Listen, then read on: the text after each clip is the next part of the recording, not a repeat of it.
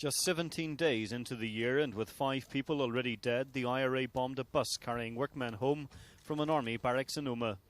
The device was detonated by command wire at T-Ban Cross, and the attack caused the deaths of 8 Protestant men. This was mass murder. Men planned it, they calculated it, and at least one person watched the whole scene, pressed a button. 19 days later, at a bookmaker's shop on the Armour Road in Belfast, there was another act of mass murder. This time, gunmen from the UFF shot dead 5 Catholics, and a terrorist statement admitting the killings ended on the words "Remember T-Ban." At the scene of the shootings, the chief constable called the attack barbarous. People are frightened, and people have a right to be frightened, and my sympathy and that of the security forces is with them. What I can say to them is that we're not sitting idly by. We are making arrests for crime, making arrests for murder, making arrests for explosives every day across this province, and we'll continue to do it. Across Northern Ireland, the security profile was raised. There were more troops on the streets. Part-time soldiers were on full-time call-up. Checkpoints and patrols were increased. But the terrorists in both factions manoeuvred around the new measures, and in the first 2 months of the year there were 33 violent deaths. In terms of killings, it was the worst start to any year since the 1970s, and there were claims from politicians that the security situation was out of control.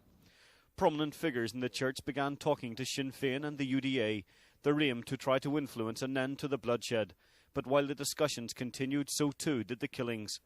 The death toll for 1992 included a number of women, among them Constable Colleen McMurray, who died in an IRA mortar bomb attack in March, and Philomena Hanna, who was shot dead by the UFF in a chemist shop in West Belfast the following month. The year saw another marked escalation in the violent activity of loyalist groups, and in August the government banned the UDA.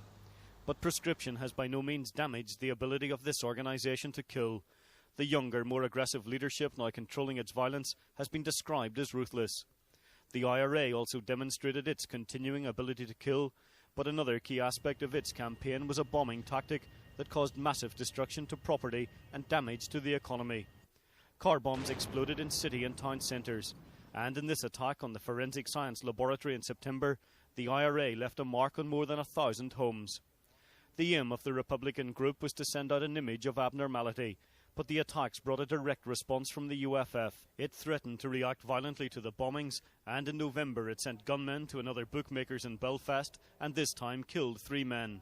But while loyalist violence continued to increase, the latter part of the year brought an end to the IPLO. Already fragmented by an internal feud, it crumbled after a move against it by the IRA. Prior to this, the infighting within the splinter terrorist organisation had resulted in the death of Hugh McKibben, the 3,000th victim of the violence here. Earlier in the year, in February, 4 IRA members were shot dead in an undercover army operation in Coal Island, and in the same month an off-duty policeman murdered 3 people in the Republican Press Centre on the Falls Road. He later turned his gun on himself. Later in the year, a man was killed by soldiers in North Belfast. It was a year when serious charges, including murder, were brought against members of the security forces, and a year also when both terrorist factions demonstrated their intention to keep on killing. There's no sign of the violence letting up, and in fact there are fears that the situation could get worse if loyalist terrorists prove they now have explosives.